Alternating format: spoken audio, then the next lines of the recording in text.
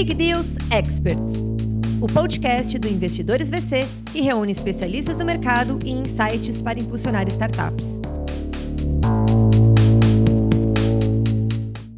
Olá pessoal, sejam todos bem-vindos ao Big Deal Experts. Eu sou David Ledson, estou sempre aqui com a minha amiga Crispinho e a gente sempre traz um convidado, uma convidada especial com um papo divertido, interessante, rico, cheio de conteúdos para falar sobre gestão, governança, o papel do advisor, as startups, as organizações tradicionais e falar sobre vida, aprendizado, conhecimento. E o episódio de hoje a gente tem o prazer de receber o Sérgio Mindlin, que a Cris vai apresentar daqui a pouco pra gente. Mas antes disso, eu gostaria de fazer o jabá aqui. Temos o patrocínio da Minimal Club e da Moon. Você que está nos assistindo aí em todos os streamings, você tem o desconto de 15% na Minimal Club. Que são essas camisas? Essa daqui também. Vocês vão sempre ver a gente aqui com vestido identificado. A camisa confortável, gostosa de usar e não desbota, não encolhe, como diz o Bento. E da Moon, também 10% de desconto. QR Code na tela, para que você possa experimentar. E Cris, sem mais delongas... Pessoal, estamos aqui mais uma vez nesse encontro bacana e eu quero apresentar para vocês nosso convidado de hoje, que é o Sérgio Mindlin. Ele é conselheiro de administração e meu par no Instituto Brasileiro de Governança Corporativa. Fomos agora reeleitos, né, para mais um mandato de 2 anos. Ele é membro do Conselho Deliberativo da Biblioteca Brasiliana Gita e José Mindlin. Ele vai falar sobre isso, uma história muito bonita. E é associado curador do Instituto Ethos. Sérgio, seja muito bem-vindo. Obrigado por ter aceitado o nosso convite. Obrigado, Cris. Obrigado, David. Prazer é meu estar aqui com vocês. Estou descobrindo um lado seu, Cris, que eu não conhecia. É um lado que foi desenvolvido durante o meu período como artista. Qual hora eu conto essa história para você? Tá bom. Vamos ter que ter um episódio especial. Vida artística de Crispinho. Isso. Mas, Sérgio, aqui então essa conversa, como o David falou, ela é fluida, é uma conversa leve, mas eu queria que você começasse a contar para nós um pouquinho da sua história profissional, o que você tem feito e o que te trouxe até aqui. Bom, a história é meio compridinha, porque sim, né, já tem uns tantos anos de janela. Assim, para ser rápido, um sobrevoo rápido, eu estudei engenharia, eu sou engenheiro de produção, ou melhor, eu estudei engenharia, eu não digo mais que eu sou engenheiro, né? Eu tenho o título de. Trabalhei um pouco na área de tecnologia de informação, processamento de dados, que a gente falava na época, e depois resolvi estudar questões de organização. Então, fiz um mestrado nessa área de organização, psicologia social das organizações. Trabalhei 20 e poucos anos na Metal Leve, que era uma empresa da qual meu pai era um dos fundadores.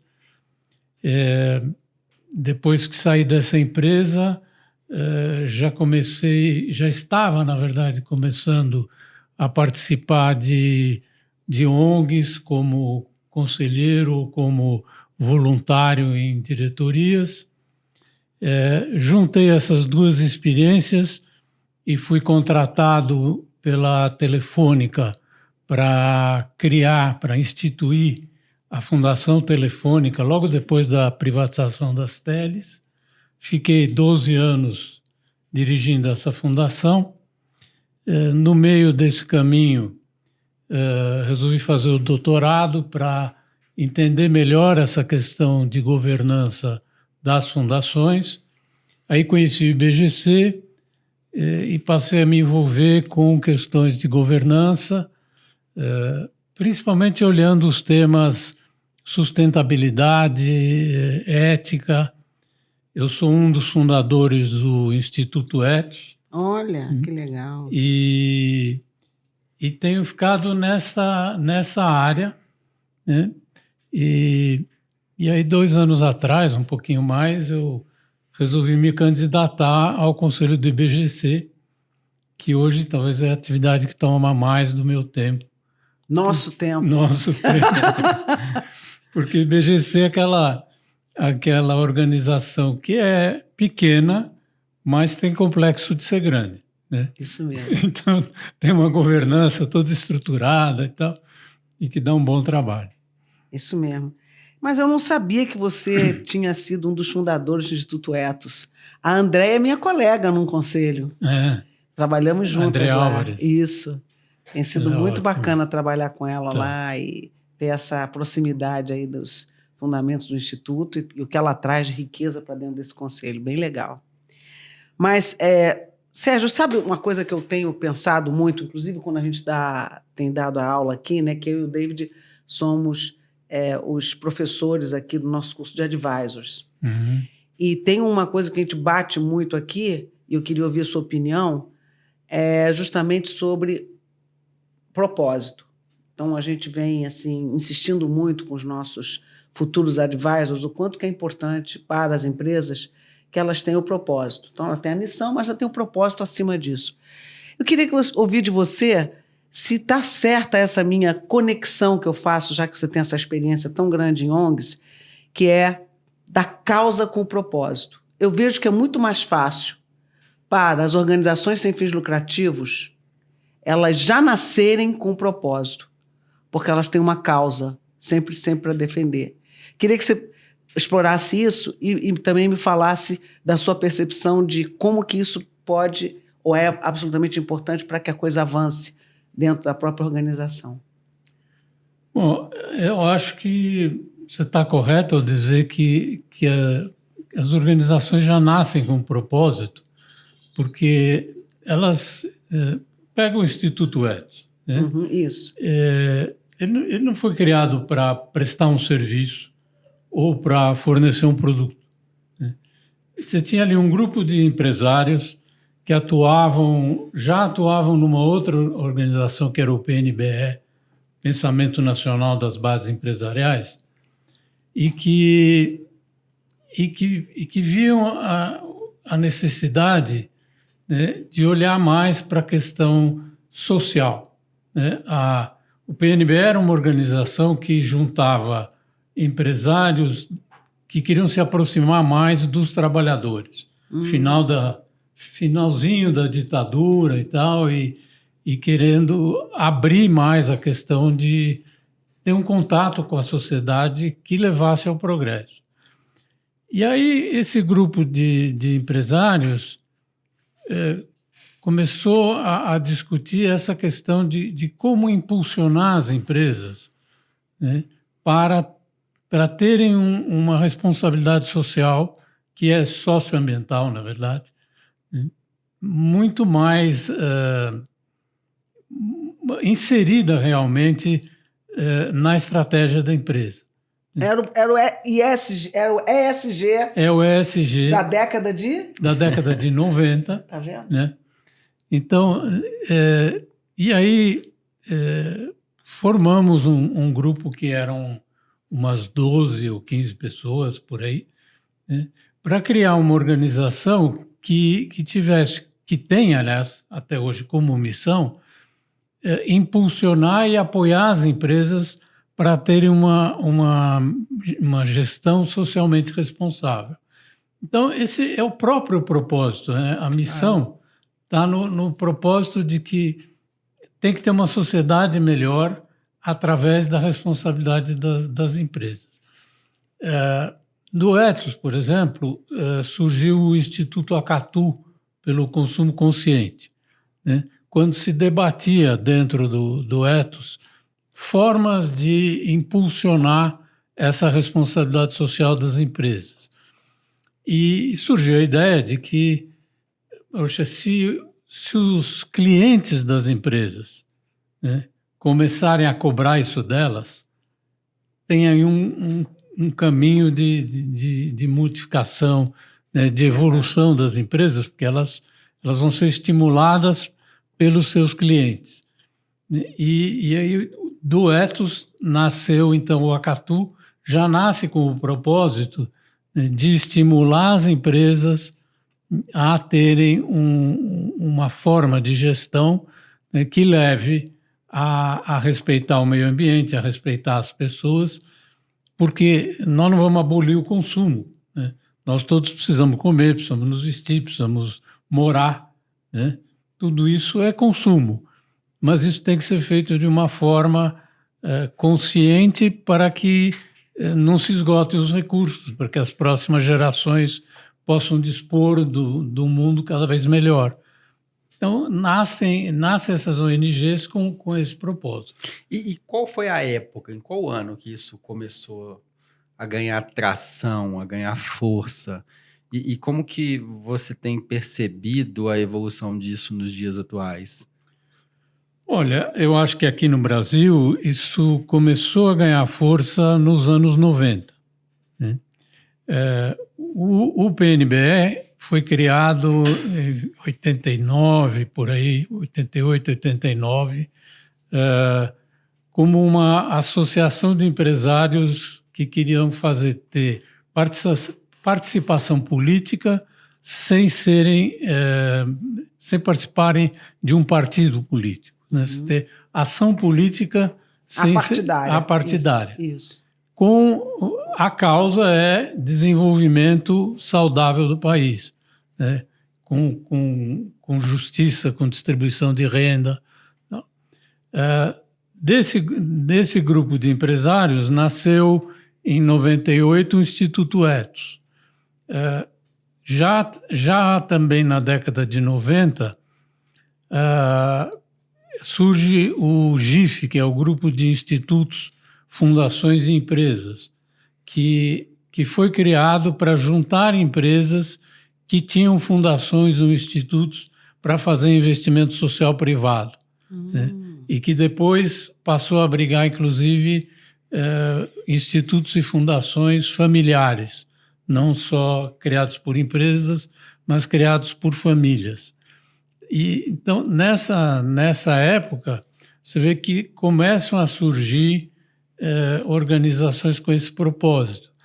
O IBGC é criado em 95, com o propósito de melhorar a governança das empresas. Talvez não tivesse, não participei da fundação, talvez não tivesse na fundação a clareza do propósito que tem hoje, mas tinha o propósito, só que depois conseguiu explicitá-lo numa frase. Hoje o IBGC tem como propósito uma boa governança para uma sociedade melhor. Mas isso já era a ideia que estava lá atrás, só não estava explicitado. Então, acho que aí é o propósito que faz nascer as organizações. É isso mesmo. E me diz o seguinte, me explica, na sua visão, qual é o propósito do Ethos hoje? Porque ele nasceu desse PNBE, né? Uhum. E aí, em 98, ele foi criado. E hoje, qual é a grande linha de atuação do Ethos?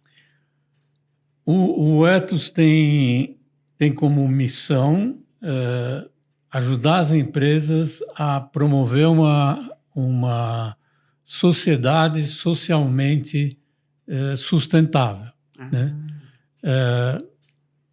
A linha de atuação está muito em levar as empresas a elevar a barra, né, dos seus critérios de atuação. Hoje estamos trabalhando muito na ideia de combate à corrupção. Né? Combate à corrupção e diminuição das desigualdades. São duas linhas principais de atuação do Ethos hoje. E o Ethos faz isso promovendo encontros com as empresas, né, e desafiando as empresas a levantarem a barra, né? Quando ele começou em 98, mal se falava de responsabilidade social das empresas. Quando se falava em responsabilidade social, as pessoas pensavam muito na filantropia. Isso. Na filantropia empresarial, que é um elemento positivo, também, importante. Claro. A sociedade precisa dele. Mas a ideia da responsabilidade social é que isso vá para o cerne do negócio da empresa. Isso. Né? Que ela tenha um produto que seja bom para a sociedade, né? E um produto que não destrua o meio ambiente e que ela promova o bem-estar de todos os stakeholders, né? Funcionários, fornecedores, clientes, considerando muito os direitos das pessoas, né? Levar uma empresa, por exemplo, a pensar, dizer, qual é a qualidade de vida que tem meus funcionários? Existe uma remuneração justa? Né? O que os funcionários precisam para ter uma vida digna?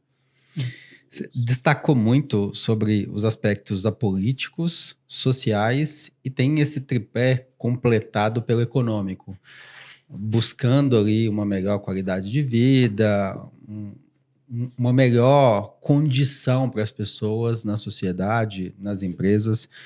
E a gente tem visto nos últimos anos um celeiro de corrupção instaurada em diversas instâncias da nossa sociedade. Vamos falar aqui que permeia esses três pilares: o político, o econômico e também o social. Como que tem sido esse desafio? Porque muitos cases de estudos a gente tem construído nos últimos anos, principalmente nos governos, para a gente poder falar o que não fazer. Não só tocando aqui na ferida das boas práticas, mas como a gente evitar esses erros que vêm acontecendo nos últimos anos. E a gente vem percebendo que parece que a gente não vem aprendendo muito com o passado. Como que a gente educa essas próximas gerações para que aqueles erros do passado não sejam esquecidos tão facilmente e a gente não releve da forma como a gente vem relevando elementos de corrupção, e que no final do dia tem um impacto econômico absurdo, social absurdo, mas as pessoas não conseguem ver por sermos curtoprazistas. A gente não consegue medir o impacto financeiro de uma corrupção numa empresa governamental, porque parece que o dinheiro é do outro. Na verdade, o dinheiro é dessa sociedade, nós que pagamos. E esse impacto no médio e longo prazo, ele é devastador. Como que tem sido esse aprendizado, essa troca? Queria te ouvir um pouquinho, Sérgio, sobre esses pontos. Olha, isso está fundamentalmente ligado à questão da ética, né?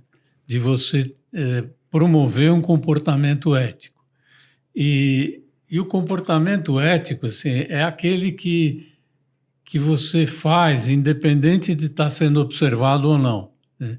Se as pessoas fazem determinadas coisas quando não estão sendo observadas, né, mas que elas não fariam se isso fosse tornado público, está claro que é um comportamento não ético, né? Aquilo que você só faz porque ninguém está vendo, né? Em que você às vezes faz um pequeno desvio de comportamento ou um grande desvio de comportamento, é uma falta de ética que, infelizmente, acho que na sociedade brasileira faz parte da cultura, que esse pequeno desvio, que é, olha, eu vou ao médico e peço 2 recibos para entregar para o plano de saúde, né? No fundo, se você está burlando o sistema, né? Ou você diz, eu pego o acostamento numa estrada que o trânsito está muito devagar, e a pessoa passa e tal, mas está arriscando a vida de outros. Tem um caso complementando a sua fala, ou eu participo dos maiores episódios de corrupção da história e, de repente, eu mudo o nome da empresa e entro novamente em processos licitatórios. Ou seja, o mudar o nome da organização lhe dá a permissão para que você atue novamente. E aí o caráter, a ética, os valores, parece que eles são acobertados e a sociedade parece que encontra aquilo como uma forma normal. Eu vou dizer para você, David, que eu não concordo com você, não. Você tem uma visão muito mais pessimista que a minha. Olha, eu digo para você que a sociedade brasileira ela tem amadurecido bastante, a governança das empresas tem também amadurecido bastante, principalmente nos últimos 10 anos. Eu vejo isso acontecer com exemplos fantásticos que a gente tem visto, principalmente no IBGC a gente vê isso. Empresas familiares que estão migrando para ter uma governança mais profissional, né? E os escândalos que continuam acontecendo, mas agora eles aparecem. Então, acho que isso, para mim, é que tem assim, transformado a nossa sociedade. Ela está muito mais atenta e vigilante para as coisas. Do que éramos. O ponto não é nem o certo ou errado. Hoje nós estamos mais maduros. Hoje tem mais instrumentos de medição. Hoje tem muito mais governança. A pergunta é muito relacionada ao como a gente está percebendo essa evolução no dia a dia, dentro dessas organizações e com as pessoas. Porque está acontecendo e parece que a gente não vai conseguir estancar. Vai minimizar, monitorar, punir. E como que a gente educa para que mais pessoas participem desse processo de monitoramento? Eu acho que uma coisa muito importante aí é dar visibilidade. Isso. Né? Porque à medida que as pessoas vão percebendo, né, que as empresas que estavam fazendo atos de corrupção são pegas, são punidas, elas começam a perceber, puxa, isso aqui é um caminho que não vale a pena. Não vale a pena, tem um custo alto na história. A questão que você falou de uma empresa que só muda de nome, né? Claro que se você só mudar o nome e não mudar a cabeça das pessoas, não vai acontecer nada. E é o mesmo exemplo do atestado, né, que você trouxe. O exemplo é o mesmo. O simples, o atestado... o furar-fila, esses pequenos elementos vão ganhando proporções ao longo da história, né? Então, a gente tem que educar as crianças, né, para respeitar esses valores de uma forma constante, né? Que começa no videogame, né? Eu me lembro, eu tenho um neto que está com quase 25 anos, mas ele tinha uns 10, 12, não sei, e tinha lá um videogame para... Era o Game Boy.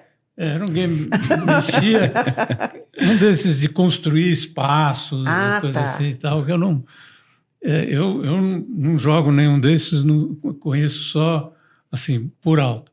Mas aí tinha que comprar umas coisas para você poder ter ferramentas.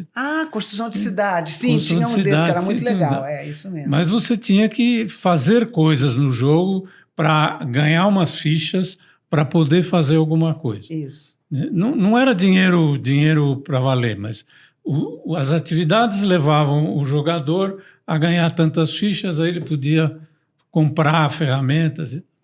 E aí uns amigos do meu neto disseram para ele, olha, mas se você entrar por esse caminho aqui, você consegue as fichas sem fazer as atividades. Tinha um negócio uma forma de burlar. Que burlava o videogame. Né?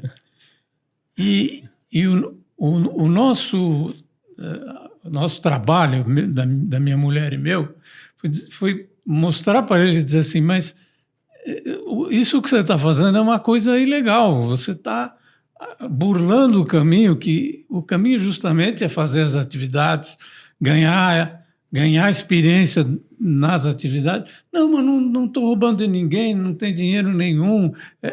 Bom, mas se você acha essa atividade normal, mais adiante, quando você estiver numa atividade profissional, você vai achar caminhos parecidos normais. Né? Fantástico. Muito bom. Então, começa nessas pequenas coisas, né?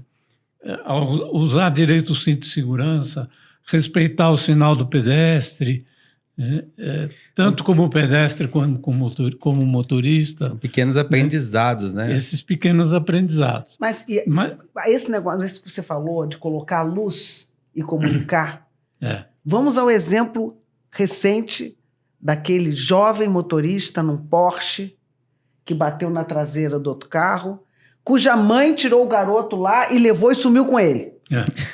E ele matou o motorista de aplicativo. Virou um escândalo nacional. Quantas vezes apareceu aquilo com o nome de todo mundo, inclusive o dela?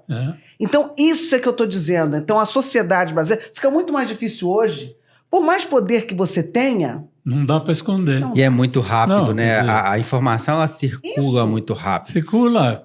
Tá todo mundo dizendo, mas como é que essa mãe tirou esse cara da cena do crime? Ali rolou alguma coisa... que não foi apropriada. Ela articulou de alguma forma. E agora eu ouvi a notícia ontem de que ele tinha acabado de recuperar a carta. Meu Deus. Quer dizer que ele deve ter cedido os pontos, Claro. perdido a carta, tinha acabado de recuperar. E faz outra bobagem dessa. Quer dizer, é um cara perdido, né? E esse cara está com esse crime pro resto da vida dele. Mas se você vê acobertado pela própria família, a chance dele continuar fazendo bobagem e até ferindo outras pessoas é grande. Ele sempre vai acreditar que alguém vai salvá-lo. Vai ter sempre um jeitinho de Por outro resolver lado, os problemas. a sociedade brasileira, os jornais, a imprensa está dizendo o seguinte, olha, isso aqui é inaceitável. Né? E hoje, com câmeras, com redes sociais, né, tudo se torna... Vai ganhando proporção. Se torna transparente e ganha uma repercussão enorme, né? Então... E aí eu acho que esses valores éticos e tudo, embora a gente veja que a própria tecnologia, ela também pode trazer a você ter comportamentos inadequados, mas a gente tem visto essa exposição de colégios exigindo que a sociedade exija que se faça uma educação, uma punição adequada, porque não tem jeito, gente, para qualquer sociedade, a nossa, de qualquer uma. Eu sei que a nossa tem nossos vícios, outras sociedades têm outros vícios, mas esse enforcement é para o resto da vida. Ética e valores não tem jeito. A gente vai ter, você ter aquela atenção ao compliance da empresa e as definições do que é certo, o que é errado, a cultura ética da empresa é uma coisa para sempre, não tem jeito. Você vai ter que estar sempre, é igual a cultura de segurança. Você tem que ficar o tempo todo lembrando que aqui, assim, a gente atua dessa maneira, independente se tem alguém olhando ou não. Né? E a punição ela tem que continuar existindo, você tem que continuar tendo canal de ética. Isso é para o país, isso é para a sociedade, isso é para a nossa casa. Você tem que colocar os limites, né? E se há desvios, eles têm que ser tratados, punidos adequadamente.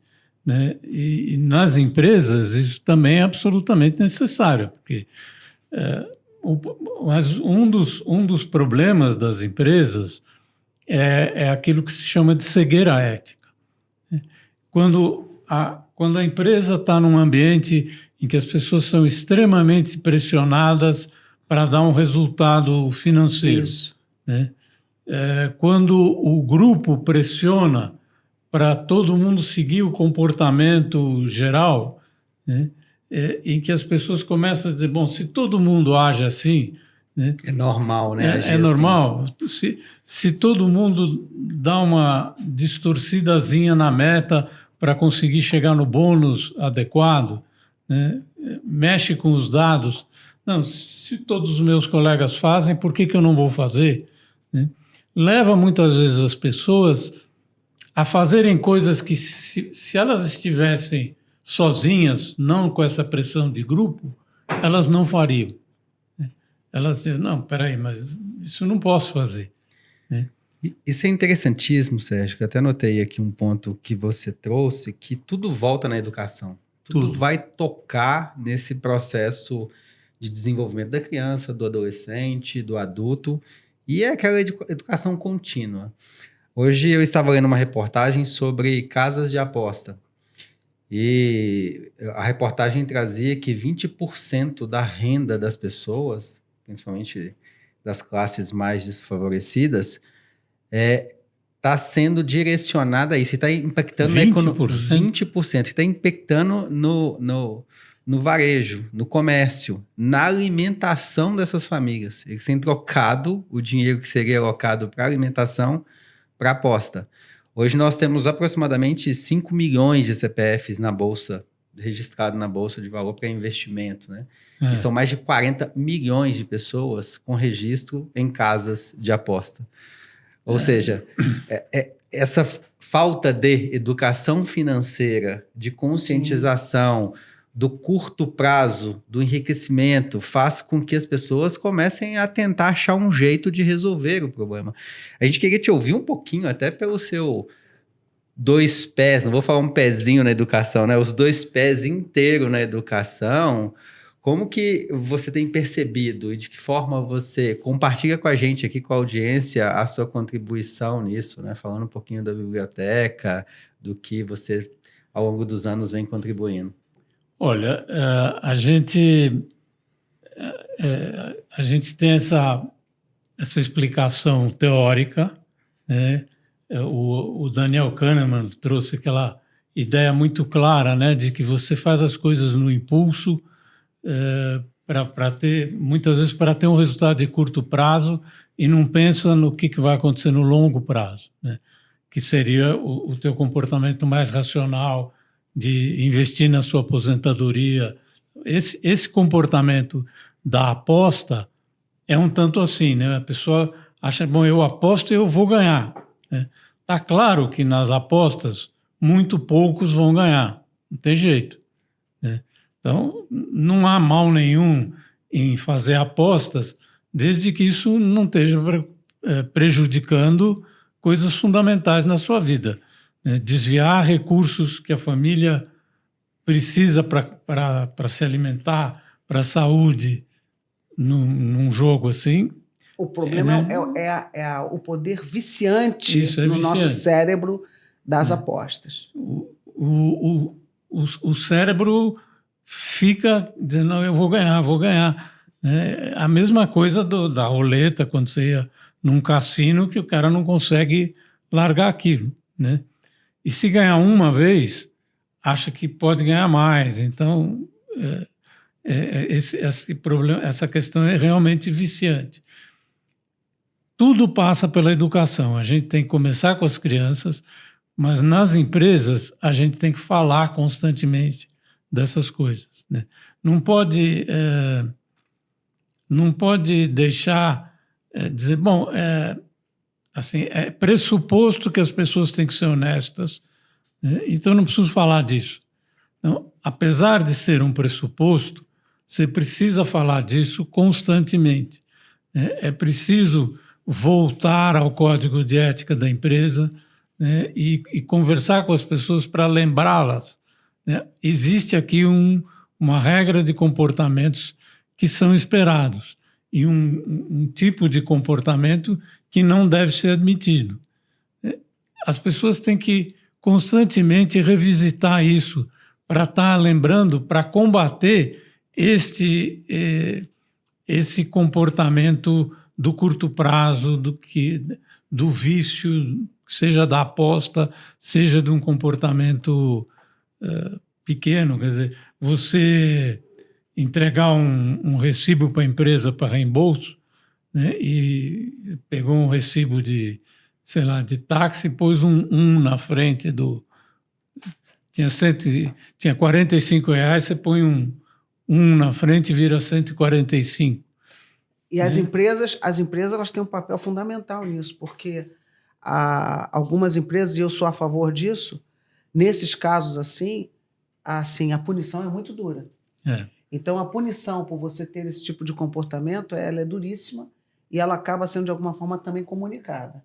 Então, esse exemplo que a empresa dá no seu enforcement, na sua punição e tal, é o que faz também com que você tenha um comportamento disseminado e comunicado. Aqui, nós não aceitamos essa forma. Mesma coisa vale hoje para assédio moral e para assédio sexual dentro das empresas. Isso eu vejo como você, Cris, que isso está se expandindo nas empresas, que as empresas estão cuidando disso. Mas nós temos milhões de empresas no Brasil, pequenas, médias, né, onde muitas vezes esse tipo de difusão de boas práticas de governança ainda não está chegando. Mas eu concordo que é um processo evolutivo. A gente está melhorando, a gente está aprendendo, mas ainda é aquém do que nós gostaríamos. Ruim, né? Então, dentro da empresa dele, ele faz um monte de barbaridade que vai ser replicada pelos funcionários. Né? Pois é, porque se você tem uma empresa de capital fechado, né, familiar, em que o dono da empresa usa recursos da empresa para... No mesmo cartão? No mesmo cartão. Ele pega um funcionário da empresa para fazer um trabalho na casa dele. Uma manutenção da casa dele. Manutenção da casa dele e tal. Ele está dando um sinal para os outros funcionários de que dá para usar esses recursos de alguma forma. Então, pode ser que o funcionário ele não vai conseguir pegar alguém para fazer uma reforma na casa dele. Mas ele vai roubar o papel higiênico. Mas ele vai roubar o papel higiênico, ele vai pegar as canetas, o papel, sei lá, e vai dizer, ninguém percebe, né? Não, ele acha que ele passa a naturalizar isso. É. Porque se o dono da empresa faz essa confusão entre o serviço da empresa, os bens da empresa com os bens pessoais e o serviço dele, é óbvio que também o empregado também começa a fazer mesmo. E o que a gente vê, assim, que colegas nossos no IBGC que relatam, assim, que quando entram como conselheiro independente numa empresa pela primeira vez, muito disso tem que ser posto em ordem, né? Das pessoas separarem direitinho a contabilidade da empresa do que é gastos pessoais e fazer as pessoas se conscientizarem da necessidade dessa separação, né? E acho que isso está mudando muito. As empresas estão aprendendo a respeito, mas tem um largo caminho pela frente, até porque o Brasil, acho que tem essa cultura de pequenos desvios, tudo bem, a gente segue assim. Você sabe que aqui, Sérgio, a gente tem um desafio muito grande, né? Porque voltando no pensamento do curto prazista, as startups elas têm que evoluir muito rápido, num tempo menor possível, e a tendência ou o desejo do founder curto-circuitar é muito grande. E curto-circuitar a governança, curto-circuitar as coisas. Então, a gente aqui, eu e o David, a gente bate muito e lembra o tempo todo. Nós temos 2 desafios aqui. Primeiro, mostrar para os nossos founders e advisors o quanto que a governança é importante, o quanto que ela pode ser aplicada por uma startup de uma forma simples, não de uma maneira complexa, mas que ela é importante. E segundo, que apesar da gente respeitar e saber que é importante a gente acelerar, mas que a gente tem que estar pensando também no longo prazo. Então, a gente discute muito aqui, muitos cases, né, de sucessos e insucessos de startup. E você vê que há uma luta ali, né, uma briga, né? Então, as startups, elas têm essa briga interna, né, o tempo todo, né? Essa dicotomia de ter que entregar resultado no curto prazo, mas assim, ao mesmo tempo, pensar sustentabilidade, pensar governança, estruturar pessoas, processos, e a velocidade faz com que você erre e quebre muito. Então, o que mais a gente vê nas startups, a gente viveu isso em várias, a velocidade faz você ser, às vezes, ríspido, o resultado acima da forma de se comunicar, de se pedir, de se cobrar. E isso vai virando uma bola de neve. Quando isso assédio moral aparece, você acaba tendo vários pontos ali de aprendizado. E esse é um dos principais pontos que a gente discute. Como que a gente evita? Como que a gente aprende e como que a gente participa de um processo de evolução ali desse aprendizado? Porque vai acontecer. E quando acontecer, é o que a Cris sempre traz. A gente tem que já ter maturidade para saber lidar. E a maioria dos casos, as pessoas nunca pararam para pensar como lidar com situações quando elas acontecerem. O o empresário de uma startup, né, pode muito facilmente, né, pressionar as pessoas além do razoável no trabalho, isso vira assédio moral, né? E se ele não está consciente, né, de que isso vai gerar problemas lá na frente, porque os colaboradores não vão aguentar, porque ele vai perder gente boa, né? E talvez numa startup o negócio não dê certo por conta disso, né? Que a empresa tem que correr, tem que crescer, mas ela tem que crescer com ética, né? E a ética abrange o relacionamento com as pessoas, né? E a história assim, né? Não faças aos outros o que não queres que te façam. Exatamente. No final do dia é sobre pessoas, né? É sobre pessoas. Como é que eu me relaciono com você, David, com você, Cris, né? E aqui o desafio não é só do founder com seus colaboradores, não. É do próprio investidor com o founder. Então, uma coisa que o David aborda muito. Então, aquele investidor deixa o founder numa situação tal que o cara fica doente. Ora, se o founder fica doente, acabou a startup, né? Pode-se dizer, né? Tem quem toque. A cobrança, né, dos investidores, dos stakeholders, coloca um empreendedor numa situação que ele não sabe filtrar essa cobrança, essa necessidade de crescimento, e ele desdobra isso no time. O time não tem maturidade, vai acumulando assédios, né, pressões e cobrança, e vai expelindo pessoas. E isso se torna uma cultura. Porque cultura é o que você tolera. E se você tolera esse tipo de comportamento, é o que vai sendo replicado, copiado. E aquilo se torna natural. Esse é o problema. Que às vezes ele está naquele loop. Eu lembro, em 2010, tinha-se uma cultura de faca na caveira, sangue nos olhos. Era aquelas organizações que entregavam muito resultado, que crescia muito. E as pessoas tinham orgulho de falar que trabalhavam nesse tipo de organização. E isso se tornou um hábito, né? Um estilo de trabalho. E isso gerou muitos efeitos colaterais. Que existem hoje. Recentemente a gente viu a exposição da 3G Capital, que nas suas empresas investidas institui esse tipo de cultura. Quando você tinha numa empresa que um dos valores era obsessão pelo lucro. Estava escrito isso? Estava escrito isso. Obsessão é aquilo que você faz, não importa o quê, né? Para chegar lá. Para chegar lá. Né? Se você é obcecado por ter lucro, você vai pisar no pé, você vai criar fantasias, você vai enganar o mundo para ter lucro, né? Não pode. Lucro, é claro que lucro é necessário. As empresas precisam de lucro, né? Mas elas têm que existir por um propósito maior.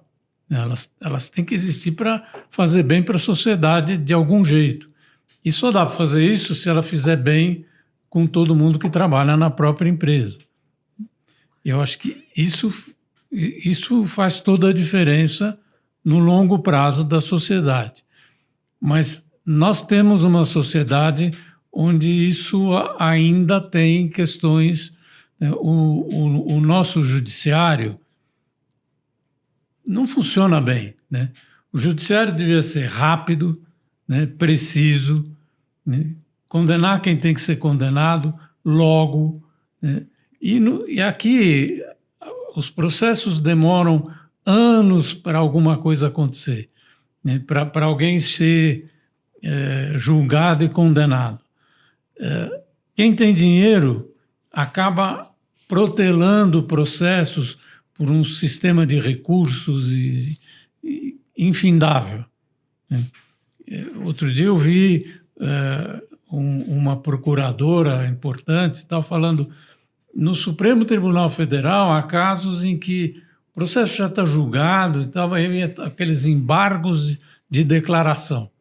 Que assim, é a filigrana da linguagem na sentença e tal, não vai mudar nada, né? Mas enquanto aquilo não for fechado, o indivíduo não é preso, porque a história da prisão só em última instância, né? Então, tem mecanismos em que isso vai sendo prorrogado. Num mesmo processo, o cara faz 6 embargos desses sequencialmente. E cada um desses leva meses e tal. Enquanto isso, a pessoa está se safando. Aí você passa para a sociedade a impunidade. Passa a impunidade. E aí você diz o seguinte, não, todo mundo escapa, então... Né? Mas... Porque para pessoas como nós, isso é um aborrecimento extremo. A gente ia ficar muito abalado. Mas para muita gente, isso não é abalo nenhum. O cara já normalizou isso, né? Se ele não for para cadeia, não é abalo nenhum. Ah, tá me perseguindo? Ah, isso aqui é bobagem, isso aqui eu vou para lá, vou para cá. Gastar com isso ou com aquilo. Quer dizer, como que pode isso? Mas eu queria falar de um assunto mais legal agora. Queria que você falasse para nós da história da biblioteca. História da biblioteca. Isso. Bom, a história da biblioteca está na... Assim, eu nasci quase que dentro de uma biblioteca. Porque meu pai era um leitor apaixonado por livros, né? E ele lia desde os 7, 8 anos de idade. Tem uma foto assim, dele com uns 8 anos, sentado lá na casa dele com um livro, né? Menino lendo. Né? E ele começou a colecionar livros sobre o Brasil aos 13 anos de idade. E frequentava sebos, frequentava pequenas livrarias a São Paulo dos anos 20, né? E comprava, e aos poucos foi formando uma biblioteca, né, de livros sobre o Brasil. Se apaixonou por isso, realmente, virou um caminho importante, talvez na vida dele, acho que talvez a atividade mais importante dele, né? Mais do que a atividade profissional como advogado ou depois como empresário. E acabou formando uma biblioteca muito importante de brasiliana, de livros sobre o Brasil.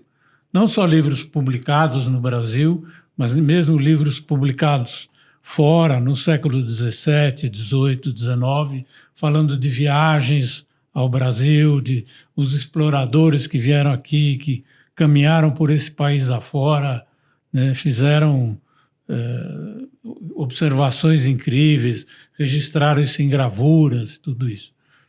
E ele dizia sempre assim que a gente passa e os livros ficam, né? Então, ele foi formando essa biblioteca junto com a minha mãe também se apaixonou por isso, né? Ela não era uma bibliófila como ele, mas ela, por exemplo, se dedicou à preservação dos livros, à encadernação, à limpeza, restauro. Então, o casal tinha muito assim, uma harmonia em torno desse propósito. Minha mãe dizia que numa época que meu pai disse, puxa, apareceu aquele livro que eu estou procurando há tempo, mas está muito caro. Aí ela dizia, mas quem sabe você faz uma forcinha aqui, a gente segura outros gastos e compra isso, né? Isso não era um motivo de desarmonia no casal. Essa biblioteca, ele não queria que ela se dispersasse quando ele morresse. Uhum. Ele dizia que a grande alegria dos colecionadores de livro era quando um colecionador morria e a família vendia e pulverizava a biblioteca. Porque aí os colecionadores tinham chance de comprar coisas que normalmente não estão no mercado. Você está falando primeiras edições de Machado de Assis, né? Ou o original de um determinado livro. Ele queria que aquele conjunto que ele criou permanecesse unido, né? E primeiro pensou em fazer uma fundação para abrigar essa biblioteca.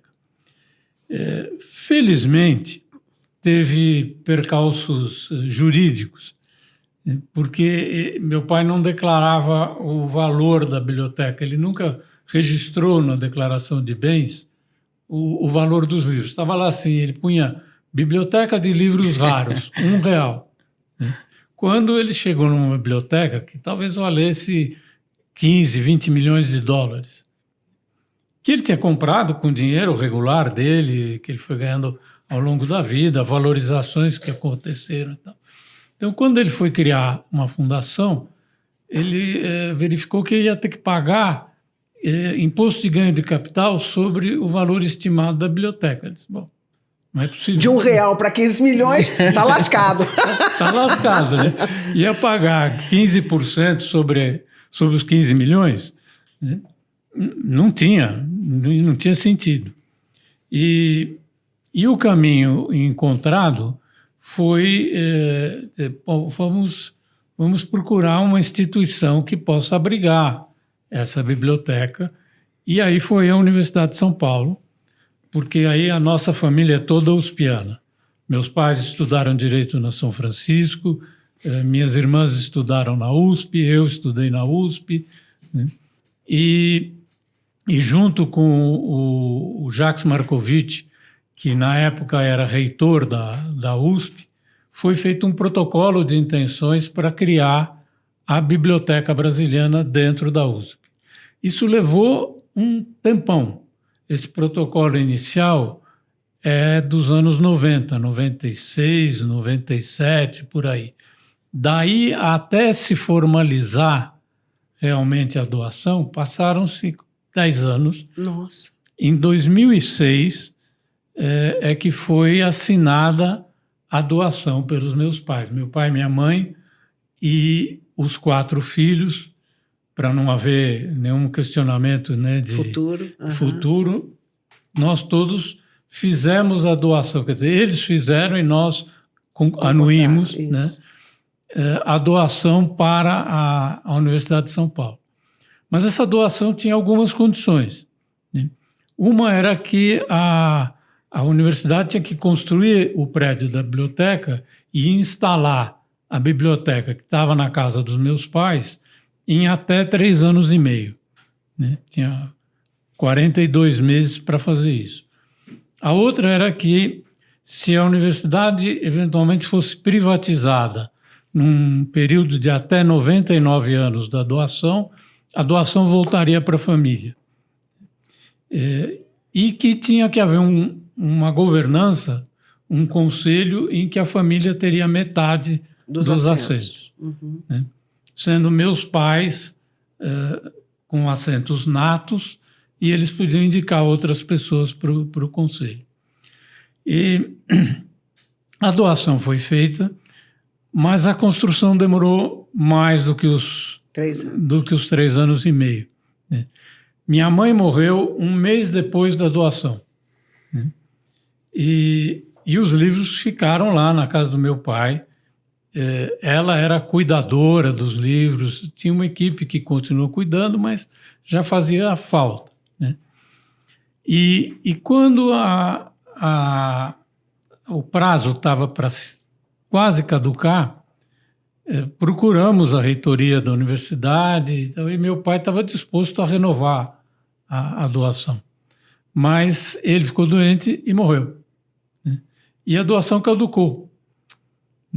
E, teoricamente, os livros que estavam na casa passaram a ser nossos, das minhas irmãs e meus. E aí nós decidimos, não, era o desejo dos nossos pais era que essa biblioteca fosse criada. Então, vamos continuar com o projeto. Levou mais 3 anos e a biblioteca ficou pronta. E aí nós renovamos a doação. Então, os 4 irmãos fizeram novamente aquela mesma doação, e aí foi criada a Biblioteca Brasiliana Gitte José Mindlin.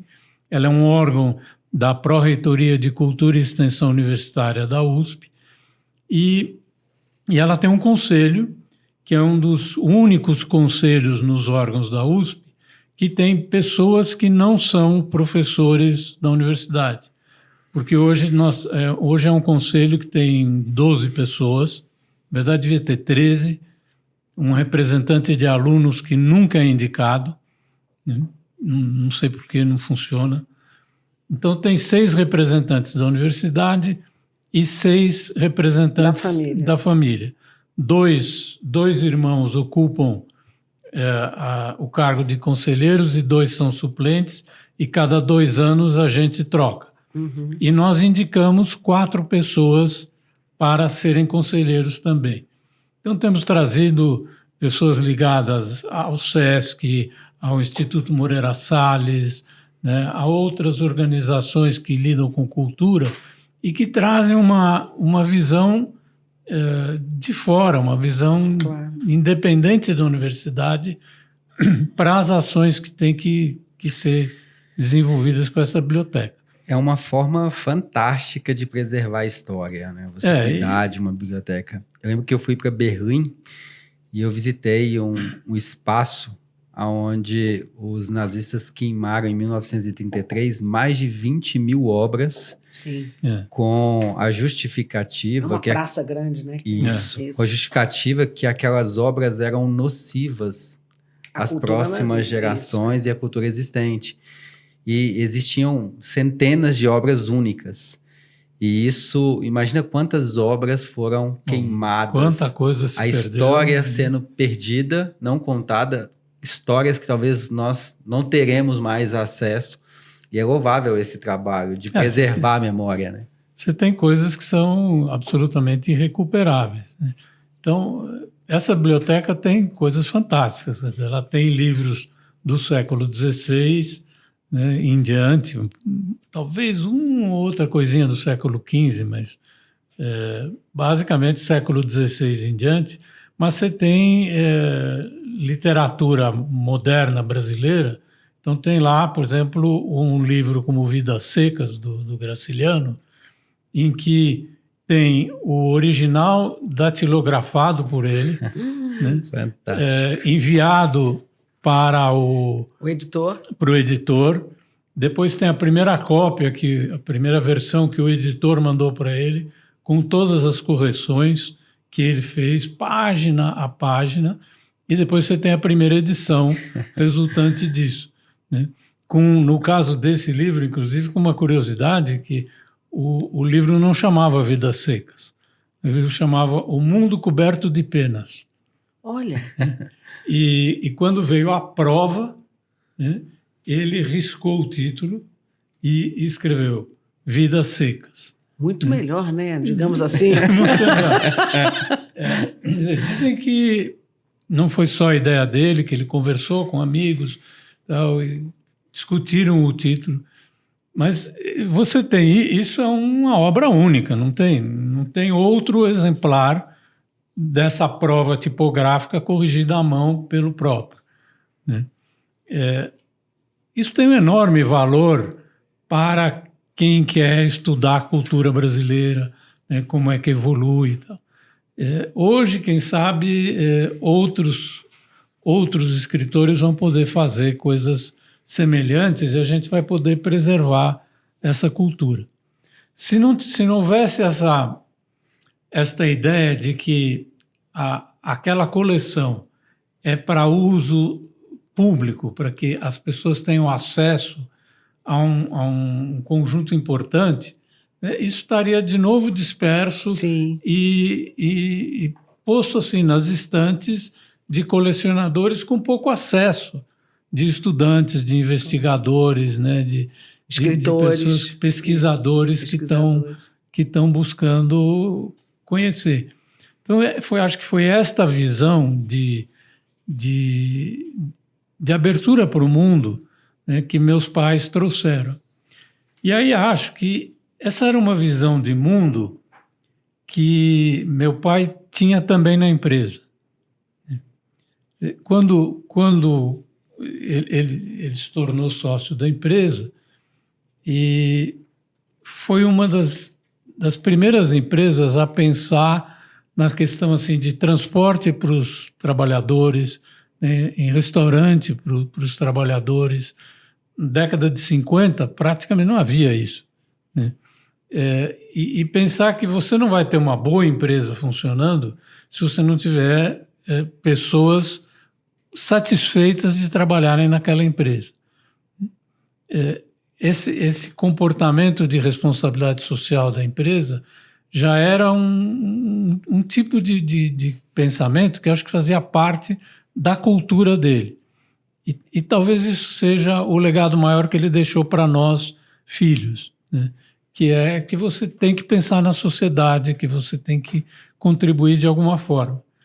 E isso certamente é o que influiu na minha carreira, essa disposição de trabalhar em organizações sem fins lucrativos, né, como o PNBE, como o Ethos, né, como a Fundação Abrinq, onde eu fui conselheiro e diretor durante muitos anos, e hoje no IBGC, onde também estou dedicando tempo para uma causa que é para beneficiar a sociedade, não é um benefício próprio.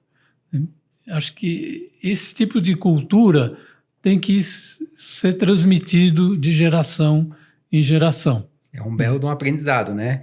Conservar ajuda a construir as próximas gerações. É toda a história, a biblioteca, que o aprendizado faz com que queira que mais pessoas participem dessa construção do melhor. Sérgio, eu estou orgulhosíssima de conhecer você. Maravilhoso. Muito obrigada por você ter compartilhado com nós aqui, conosco todos aqui, essa generosidade aí da sua vida, da sua história, do que você tem feito agora, desse legado lindo aí que você e a sua família estão deixando para a sociedade brasileira. Parabéns. Obrigado. Mas é um prazer conversar com vocês e saber que a gente está falando no mundo das startups, né? Isso. De que as pessoas, que esses novos empresários precisam ter essa visão, né, do benefício para a sociedade. O que quer que eles façam como serviço ou produto tem que ser útil para a sociedade, né? E não pode ser feito à custa do sacrifício das outras pessoas. Ser feito com as pessoas. Para as pessoas. Para as pessoas, né? As empresas são uma ideia formidável, né? Mas elas precisam ser para a sociedade, não só para aquele que teve a ideia. Acho que fantástico, que aula, que aprendizado, que legado. Os nossos ouvintes aí têm muitos insights para poderem aplicar no dia a dia. Antes de encerrar, a gente gostaria de deixar aqui uma lembrança.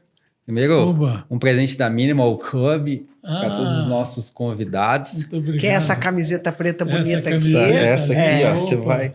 E isso aqui é um belo de um problema, que quando você usar da primeira vez, acabou. Você vai querer usar sempre. Sempre. Então, e tem outro problema também, ela não acaba. E aqui, Sérgio, nós temos aqui um cartão para você e aqui um presente para você guardar aí, colocar na sua biblioteca, na sua casa. Legal, episódio número 14. Isso. Olha só. Isso daí é a mesma foto, mesma foto que a gente usa também para poder fazer a divulgação agora do podcast nas mídias sociais. E aí as pessoas que forem na sua casa, elas podem ler o QR Code que está aí embaixo e vão conseguir ouvir o podcast. O nosso episódio em diversas redes sociais. Isso. Bom, pessoal, caminhando para finalmente, Sérgio, como que as pessoas te encontram hoje nas redes sociais? Como que as pessoas continuam te ouvindo e aprendendo sobre esses temas? Eu não sou muito ativo nas redes sociais, não. Eu tenho um LinkedIn, Sérgio Mindlin, no LinkedIn. Tenho um Instagram onde eu mais uso para olhar o que os outros fazem do que publicar. Mesmo no LinkedIn eu publico pouco, né? Aí eu sou meio das antigas, sabe? Eu gosto de ler jornal e ler livro em papel. O físico, né? Físico e tal. Não dá para ler tudo em papel. Recentemente eu li aquele livro do Defeito de Cor, né, da Ana Maria Gonçalves, acho que é. E eu comprei o livro, uma edição especial com algumas ilustrações, mas é um calhamaço de quase 1000 páginas. Nossa. Pesado. E eu comecei a ler e pesava segurar o livro. Aí eu comprei a edição eletrônica para ler no Kindle. E guardou lindamente. E guardei o livro, porque era muito Igual uma pesado. peça Né? Então artística. tem coisas que... É prático o eletrônico, É verdade. mas o papel... e tal. Mesmo o jornal, hoje eu leio eletrônico, não leio físico. Mas dá uma saudade do Jornal Domingo, não dá, não? Dá, Eu sinto a falta. Ver o café, tomar café da manhã, calmamente ler o jornal em papel. A gente acaba Mas eu lendo também não menos tenho mais. no celular e tal. Mas, então, as pessoas me acham por aí, mas... Vão te encontrar, né? Então, procurem aí o Sérgio nas redes sociais. Mesmo com a pouca atuação dele, o que vocês encontrarem lá vai ser bastante enriquecedor. E vocês também conseguem encontrar a gente em todos os streams, no YouTube, no canal do investidores.vc, no Spotify. E vocês podem acompanhar ali, @investidores.vc. Nós temos outros programas que é a formação de investidores, o Founders, o The Advisor, que eu e a Cris conduzimos aqui, ajudando diversos empreendedores, executivos nessas melhores práticas de governança, de gestão e principalmente de pessoas, a qual a gente vem falando durante os episódios. Cris, como que as pessoas te encontram na rede social? Então, eu sou um pouco mais ativa que o Sérgio, pelo menos no LinkedIn, então não é difícil me achar. Cristina Pinho, Instituto Luiza. Pessoal, vocês me encontram como David Ledson em todas as redes sociais. E foi um prazer esse episódio. Sérgio, muito obrigado por compartilhar a sua história. Cris, mais um episódio aí que a gente mais aprende do que Com certeza. faz ali Muito. as ponderações. Obrigado a vocês pela oportunidade e pelo convite. Uma satisfação. Obrigado, pessoal. Obrigada, pessoal.